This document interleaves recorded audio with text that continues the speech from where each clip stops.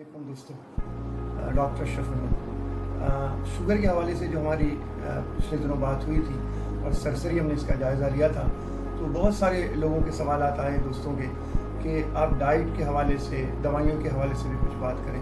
मैंने 2-3 दफ़ा इस बात का जिक्र भी किया था कि आपका फैमिली फिजिशियन या आपका मालिक जो है वो इसको सही तौर पर जो है ना आपको गाइड दे सकता है, क्योंकि वो आपको शुरू से देखता चला रहा है। आपके शुगर के अलावा और दूसरी बीमारियों के मामला, ब्लड प्रेशर के मामला, गुर्दों के मामला, बीनाई के मामला, ज़ख़म अगर हैं तो उनके मामला, तो हर तरह से पूरी तवज्जो के साथ जो है वो उसकी डोज की एडजस्टमेंट की जाती है। इसको पर्सनलाइज ट्रीटमेंट कहते हैं या इंडिविजुअलाइज कहते हैं। तो ये जब भी मुमकिन हो सकता है रमज़ान में रोज़े के हवाले से कि हम पूरी तरह से आपके पूरे जिस्म का इदराक करते हुए दवाइयाँ तजवीज़ करें।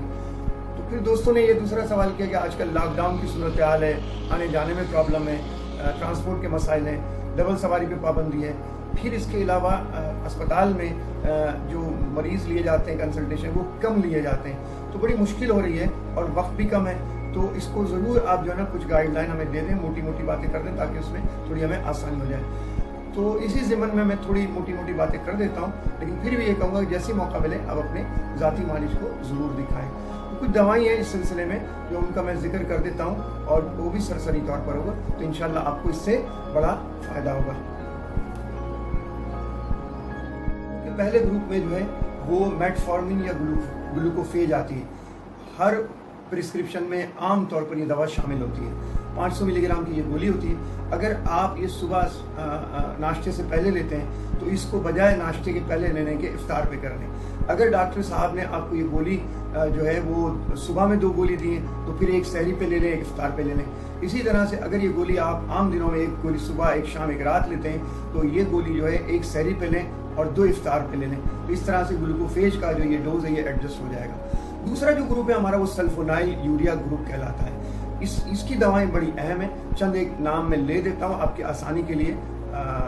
मॉरली तो नाम नहीं लेना चाहिए, लेकिन क्योंकि मैं आप लोगों की आसानी के लिए कर रहा हूँ इसलिए एक एमेरिल के नाम से आती है, एक जेनरिल भी होती है, उसके बाद डाइमाइक्रॉन है, डायोबोल्ड है, इसी तरह से ग्लूकोवान से। ये दवाइयाँ जो है इनकी हाफ लाइफ ज़्यादा होती है, तो ये दोपहर के टाइम में इस्तेमाल होता है कि शुगर एकदम लो कर दें। तो ज़रूरी है कि अगर आप ये गोली मिसाल के तौर पर सुबह में निहार मुँह लेते हैं तो ये गोली बजाय सुबह में निहार मुँह एक लेने के इसको अफ्तार पे ले लें। अगर ये गोली एक सुबह एक शाम में लेते हैं तो फिर इसकी गोली जो है वो आधी गोली सुबह लें और एक शाम में ले लें। तो इस तरह से डोज की एडजस्टमेंट जो है ना 50% हम मॉर्निंग में कम कर देते हैं और इफ्तार पे उसको बढ़ा देते हैं। फिर लोगों का, बच्चों का और मरीज़ों का भी ये मुझसे सवाल किया गया कि जनाब हम शुगर दिन में कितनी दफ़ा चेक करें, करनी चाहिए या नहीं।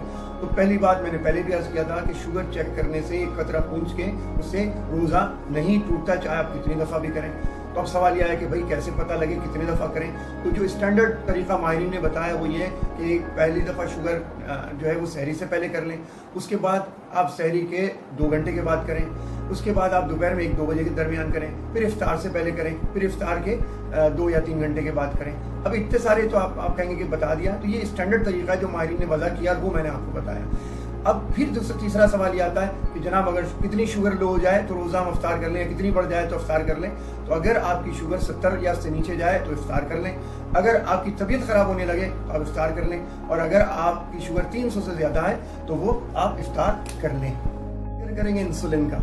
तो इंसुलिन के हवाले से जो है वो पहले ये कहा जाता था कि भाई जो इनको इंसुलिन लगाते हैं वो रोज़ा ना रखें, प्रॉब्लम होता है। लेकिन अब जो नई जदीद गाइडलाइन है उसमें इसको भी आसान कर दिया गया है। तो अब अगर शॉर्ट एक्टिंग इंसुलिन या आप पानी वाली इंसुलिन सुबह शाम लगाते हैं 2 टाइम, तो सहरी में उसका डोज 50% कर लें और इफ्तार के बाद पूरा डोज लगाएं। याद रखिए शुगर चेक करना ज़रूरी है, इंसुलिन वालों के लिए तो बहुत ज़रूरी है।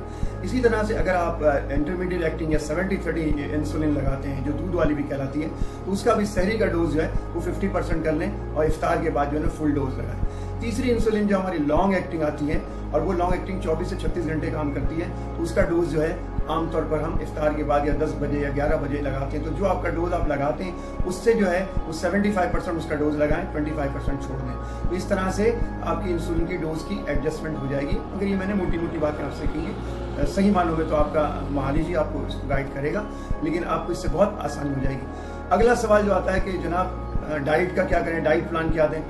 तो मेरा ذاتی جو ہے تجربہ یہ ہے کہ 98% لوگ جو ہے وہ ہمارے دیے ہوئے ڈائٹ پلان پہ عمل نہیں کرتے. معذرت کے ساتھ یہ عرض کر رہا ہوں. اور رمضان میں تو جہاں بہت ساری چیزیں اللہ تعالیٰ نے رزق کی فراوانی کی ہوتی ہے تو وہ اس کو پورا جو ہے نا اس سے انصاف کرتے ہیں. تو اب اس کے لیے ضروری ہے کہ آپ اپنے آپ کو کھانے پینے کے معاملات میں کنٹرول بھی کریں.